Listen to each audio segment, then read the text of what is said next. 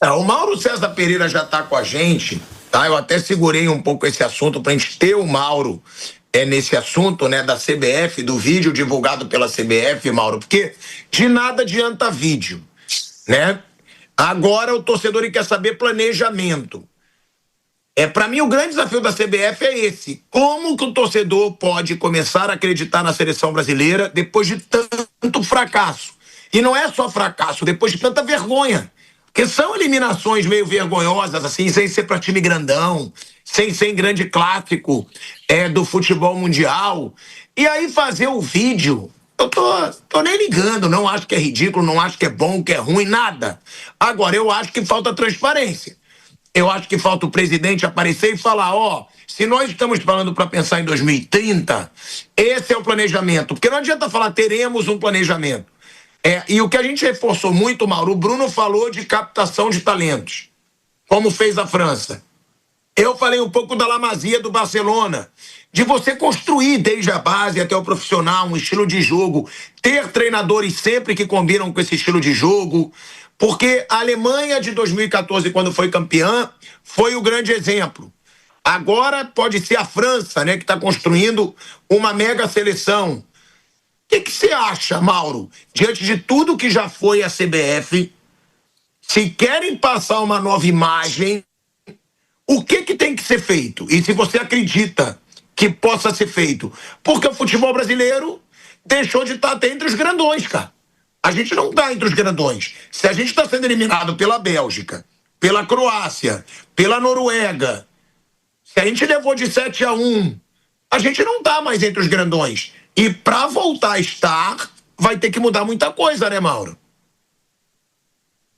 Boa tarde a todos. Mas veja bem, eu não sei se vocês conseguem. Vocês conseguem imaginar alguém da CBF discutindo essas questões, como o Bruno bem enumerou, de modelo de jogo, como vai atuar, com algum técnico?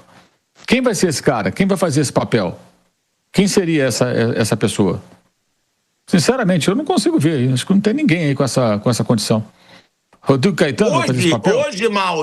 Hoje, Mauro, quem viveu o futebol ali dentro é o Rodrigo Caetano e tem o Juan também, né? Que viveram o futebol. Então, é dele que eu tô falando. Eu não consigo imaginar nenhum dos dois discutindo no nível de igual para igual. Cobrando do técnico. Bateu pênalti. Só que incomodou muito todo mundo. Incomodou muito vocês. E é uma coisa que não é só desse jogo. O negócio da posse de bola, do número de passes trocados. Não é, o jogo de ontem aí já não é só Ancelotti. Aí já é uma coisa que a gente pode começar a olhar um pouco mais de longe para falar a respeito. Mas eu não consigo tolerar a seleção brasileira ter menos posse de bola num 0-0. Se a gente tá ganhando de 1-0, 2-0 e você quer entregar a bola pro adversário para depois jogar no contra-ataque, ok. Mas aqui embaixo, bem embaixo de onde eu tô, tem a posse de bola. E o Brasil não foi superior na posse de bola em nenhum minuto. Eu não me lembro disso. Eu não me lembro de... Contra a Alemanha em 2014 a gente teve mais posse de bola. Acho que foi 51-49. Pode olhar aí. No 7-1 a gente teve 51-49. Então como é que pode a gente não ter tido mais posse de bola do que a Noruega o tempo todo? E se fosse uma estratégia... cadê nosso contra-ataque? Assim, a gente conseguiu contra-atacar alguma vez? Repara no segundo gráfico que eu coloquei para vocês, que é precisão dos passes. A gente termina o segundo tempo com uma precisão de passe de menos de 80%, porque era mais desespero, né? Bola longa.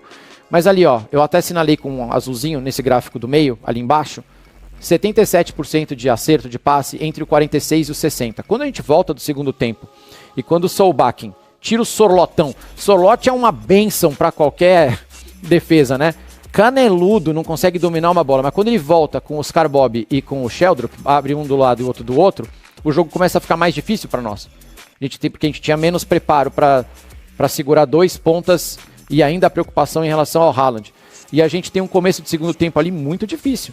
A precisão do passe até, ela termina em 80, mas a gente ficou muito desesperado no segundo tempo inteiro. E a gente começa o segundo tempo com uma precisão de passe muito baixa, porque a gente estava sendo esmagado. Eles estavam com a bola, eles estavam trocando a bola para lá e para cá e a gente não conseguia encaixar. E esse último gráfico, que mostra ainda mais nosso desequilíbrio, e vocês sabem que eles trocaram mais passes do que nós, mais posse de bola. O PPDA é passes por ação defensiva, quer dizer, quantos passes a gente permitiu que a Noruega trocasse quando a gente estava na nossa fase defensiva. Noruega com a bola, quantos passes eles conseguiam trocar até a gente interromper um passe deles ou tentar roubar a bola. E você percebe ali que do início do segundo tempo, né, do 46-60, até a hora que a gente toma o gol, foi de 38 para 52. A gente assistiu a Noruega trocar passes por minutos e minutos e minutos até que eles conseguem fazer o gol. A gente deixou a Noruega trocar passes por muito tempo até que eles conseguem fazer o gol. Isso é um fato importante. E por que isso aconteceu? Alguma teoria, chat?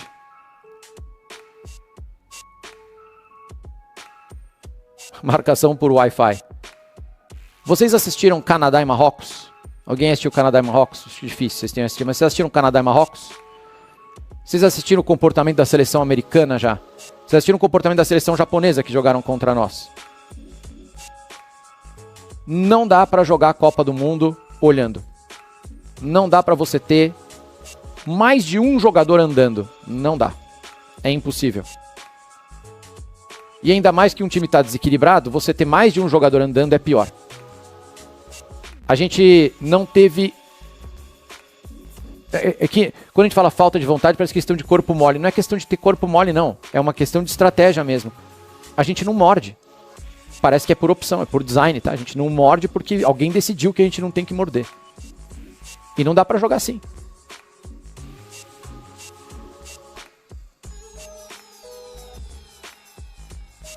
Eu vou mostrar pra vocês os 4 caras que entraram. Eu não vou botar o Ederson porque ele entra muito tarde, mas... em comparação com o Vinícius, né? 3 caras que entraram, na verdade, em comparação com o Vini. No segundo tempo, isso é o segundo tempo, são as ações do Vinícius. Ele tava na dele. O Vini joga aberto na esquerda, no ataque, ele não volta, ele não marca, e é uma decisão que a gente aceitou, certo? O Vini é o nosso cara que vai decidir lá na frente. O Endrick teve essa participação aqui no segundo tempo. Eu amo o Endrick, tem que levar o Endrick é o nosso futuro. Mas quando o Ancelotti dizia pra vocês na coletiva que o Endrick desequilibra o time quando ele entra, aí tá a prova. É verdade. Você coloca o Vini e o Endrick juntos, olha só as ações do Endrick. E aquele xizinho lá de baixo é o bote que ele tenta dar no cara, o cara passa, ele desiste, o cara cruza, gol do Haaland. Quando sai o Ryan, a gente perde muito. Se as coisas não estavam dando certo, quando a gente coloca, então, juntos, Vini, Endrick e Neymar, a gente desequilibra demais o time. E olha que o Neymar ainda tem mais ações do que o Endrick. O Neymar joga parecido com o Danilo. Danilo meio campista. Viu o Galvão falar, o Danilo entrou mal. Não entrou mal, não. O Danilo entrou numa roubada monstra, entrou na correria. O Danilo tá ali, ó. Eu queria até mostrar o Casemiro no segundo tempo, o desespero do Casemiro. Tem a ação do Casemiro na linha de fundo e em cima. Olha isso aqui, chat. Porque isso aqui não é um problema só desse jogo. Isso aqui é um problema já de anos da seleção brasileira. Que a gente já vai falar já já. Mas desequilibrou. O Endrick teve muito pouca ação comparado ao Neymar, ao Danilo e ao Vini. E o Endrick tem que nos ajudar quando ele entra. Ele tem que ele tem que marcar, ele tem que dar carrinho, ele tem que morder. Os caras que entram, a gente não consegue, não dá, é impossível competir numa Copa do Mundo com mais de um jogador olhando. Não tem como. Martinelli estava fazendo um bom jogo, sim. E pode ser, a Tamires está falando que pode ser. Pode ser que ele entrou e na hora que ele perde o gol, o Endrick, que ele pode ter se perdido um pouco no jogo. Pode ser. Mas veja só o vazio que foi o número de ações, tanto ofensivas quanto defensivas, do Endrick. É muito complicado jogar assim. E, de novo, sabe, que eu acho que o Mister se precipitou. A substituição que ele faz logo de cara, acho que ele bota o Endrick, foi o Endrick no Martinelli a primeira? Ou foi... Técnico. Olha, não é isso que a gente quer, ou é isso que a gente quer, como é que vai ser? Sinceramente, não vejo nenhum dos dois. Nenhum dos dois. Posso estar enganado.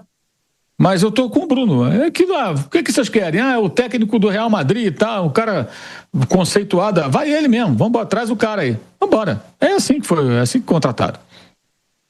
E o trabalho dele, repito, ter falado aqui diariamente, o trabalho do Ancelotti até agora, vou repetir, até agora, é muito ruim. É muito ruim. Então, O vídeo é ridículo, né? Constrangedor, é vergonha alheia total esse vídeo. A gente falou sobre ele ontem, uma coisa absolutamente constrangedora. Até porque começa falando de Hexa. Meu amigo, esquece esse papinho de Hexa.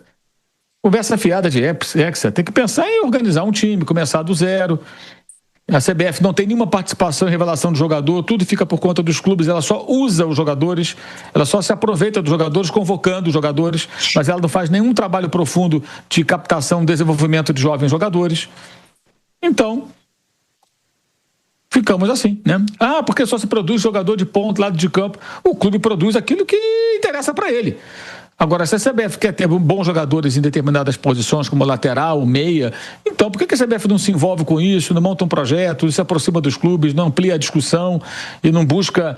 Mas isso também é para longo prazo, gente. Não é para a próxima Copa. Seria algo para 2, 3 ciclos. É outra coisa. Isso não vai acontecer. Pode esquecer, gente. Esquece, é papo furado. Não vai acontecer nada. Quem vai ser o presidente da CBF daqui a um ano? A gente não sabe. Sempre tem uma briga pelo poder. Os bastidores sempre estão pegando fogo. O atual presidente já foi exposto numa situação pessoal aí, que alguém vazou alguma coisa da vida particular dele, expondo o cara. Aí fala-se que outros já querem puxar o tapete, comenta essa aqui e acolá. Então, porra, quem vai mandar daqui a um ano? A gente não sabe. Quem que vai pensar que a gente vai estar...